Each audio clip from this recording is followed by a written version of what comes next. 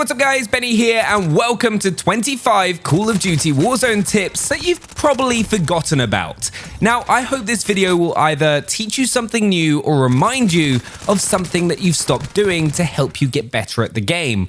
Also, if you aren't, please go follow me over on Twitter as I'm so close to 40,000 followers. The link is in the description. I'd also love it if you go ahead and drop your biggest Warzone tips that others may not have heard about down in the comments below. Make sure to go ahead and subscribe, as 70% of you watching are not subscribed to the channel, and you'll get better at Warzone. I promise. Every game of Warzone starts with the parachute, so my first tip does as well. And that's, did you know that if you want to travel as far as possible across the map whilst parachuting, you want to actually go sideways? Now, this is really useful if the game for some reason has spawned you miles away from your team when you've come back from the gulag, or you want to try and get as far from enemy players as possible to loot in a certain location. Also, make sure in your settings to turn auto parachute deploy off. It'll allow you to land quicker, though you do run the risk of pancaking. This next tip is one I cannot stress enough with whatever mode that you're playing on Warzone, because it makes such a big difference.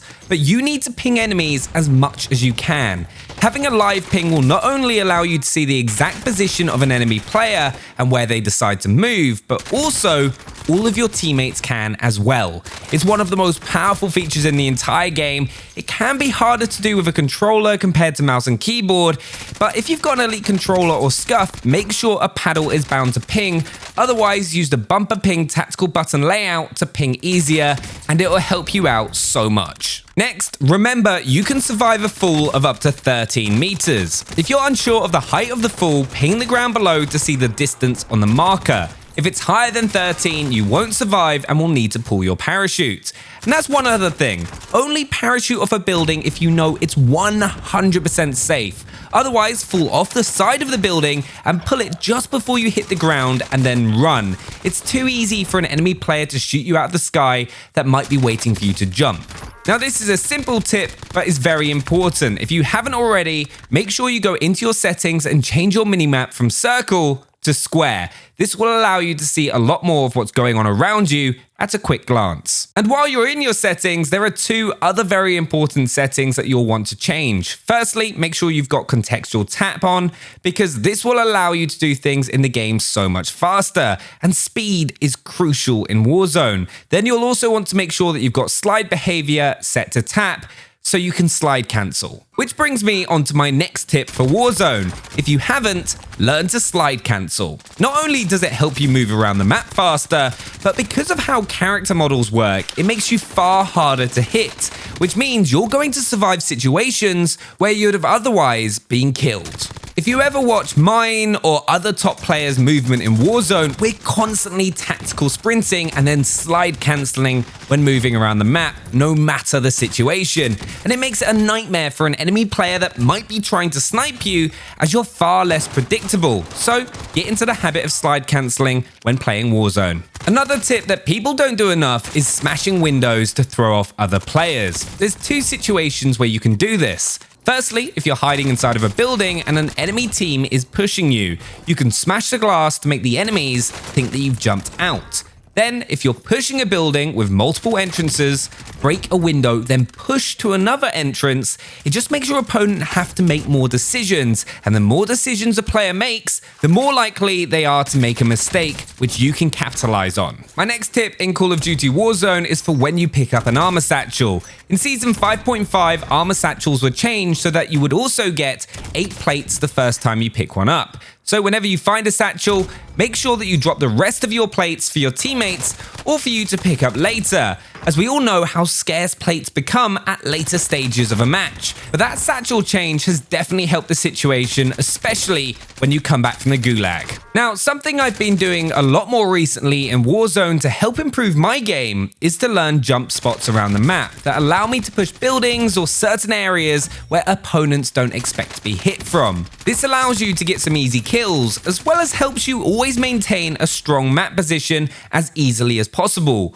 For example, this jump spot at port is one of my new favorites, as it allows you to get on the roof without having to climb a ladder, which is normally covered by a team holding down this position. Let me know any other jump and climbing spots that you found in the map down in the comments below. My next tip for Warzone is make sure you're taking advantage of the peek door feature when pushing a building before a fight's kicked off. The amount of players that will just full on sprint through a door and let everyone and their grandma know exactly where they are blows my mind. Pushing buildings in Warzone is difficult enough, so give yourself that edge when you run up to a door, aim down sight, and peek. It takes an extra second but can make all the difference. Next, if you've got a self-revive, don't always use it completely when you get downed, especially if your team is clearly about to win the team fight. Sometimes it's worth keeping a hold of for a future engagement. But what you can do is almost finish your revive by getting it to 90% of the way to completion, which will allow your teammate to res you almost instantly by just tapping your body. This reduces the chance of your teammate getting caught whilst they're doing a full revive. Something else to remember is that loadout drops come at the exact same time in every single match of Warzone. The first one comes in with 13 seconds left to go before the first circle closes, and then the second one comes in with 44 seconds left in the fifth circle before it starts closing. Remember these times, as you'll either get a big opportunity to get some easy kills as everyone goes for their loadout, or it'll give you the chance to gear up. Also, loadout drop locations are fixed, so learn the map and where loadouts are going to drop, and you can prepare yourself the best that you can for that loadout. Something else that's really important in Warzone that's going to help make you a better player is don't keep peeking the same place in a gunfight.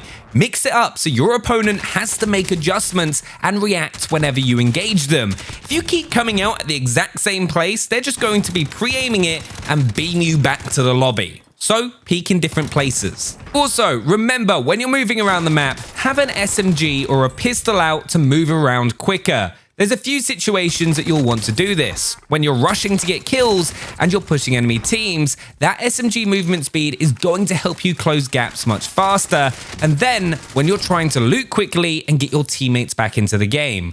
Whenever I come back from the gulag, for example, and go to complete a scavenger, I'll just keep my pistol out to have maximum movement speed so I can complete the contract as quickly as possible and loot cash as fast as I can to get my team back into the game. My next tip for Warzone is use the gas to your advantage. There are two ways that you can do this. First of all, by forcing enemies to run straight at you as you hold the circle's edge. And then secondly, something that you can do mainly in the final couple of circles is use the gas to reposition. This is something that you do need to make sure that you have a gas mask to do properly, but genuinely, don't be afraid of the gas.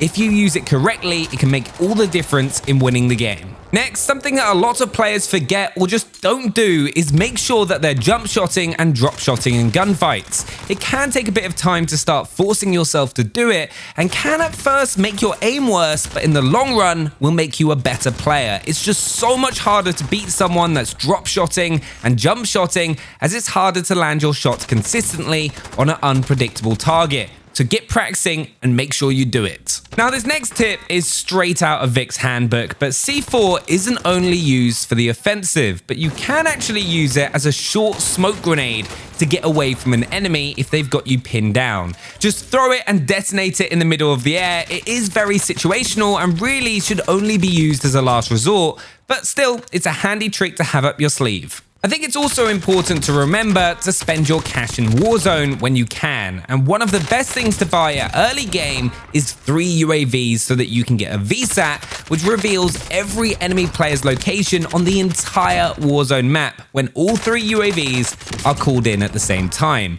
What I would advise to do when you do this is take note of where the majority of players are on the map, especially if you're going for high kill games, so you know what parts you'll want to rotate to when you deal with the more immediate threats in the nearby area. Maybe even place a ping on the map where the most enemies are so you can head there next. Now, one of my biggest tips that I can give you that I've started doing a bit more recently is called the supply run regain. This is mainly best used in trios and quads after your team has been wiped. But when the first player of your team gets out of the gulag, they should go straight for a supply run contract. This means that the second player can go straight to the supply run and complete it, and can then buy another teammate back completely free. It can be a super handy way to get some quick cash and your team back to full strength. It can even work at the start of a game where one player goes for the supply run and the other three go straight for the buy station and get a free self-res to boot. Next, if you want to do the best that you can at Warzone, make sure that you're using the meta loadouts. I cover these all the time on the channel, so if you're still wondering what you should use, check out one of those videos. But right now, the Kilo and the MP5 are two of the best guns that you can use in the game, so definitely try those out. This next tip is surprisingly missed by a lot of people, but your minimap actually gives you a lot of really useful information, including the potential position of an enemy player. Red dots on the minimap will actually tell you what elevation the enemy is compared to you. If it's got a down arrow, they're below you, an up arrow, they're above, and if they're a solid red dot, they're on the same level. This can help you figure out where you need to push to get the kill, and it surprises me a lot of people don't use that information to their advantage. Something else you should be doing in Warzone if you're playing a team mode is prioritize collecting trophy systems and munition boxes over dead silence. If you've got the choice between the two, you almost always want to go for a munition box because it benefits the majority of your team, especially if you're with good players. Because a munitions box doesn't just equal max ammo for everyone, but it also means that you can get an additional 8 stuns and 8 C4s, which, believe me, is going to help you wipe more squads than a single dead silence. So if you have to make the choice, choose the ammo box. As players get more skillful at Warzone, you also want to start thinking more about where you call in your loadout. How often do you get attacked at a buy station the second you call in your loadout and never actually get to use it? For that reason, I've started calling in loadouts on the top of buildings, because this means you'll instantly have a power position and be able to get your loadout a lot more safely. And the final tip that I want to remind you about is make sure that you're using a headset when playing Warzone. Being able to hear the exact direction of enemy footsteps or gunshots clearly is key to success. And if you're looking at picking up a new headset, make sure to check out my partners Turtle Beach, whose headsets I've been using for years, with the link down in the description below. But there we have it, 25 simple tips that you might have forgotten that will definitely help you get better at Warzone. Click one of the videos on screen for more Warzone content, and I'll see you there.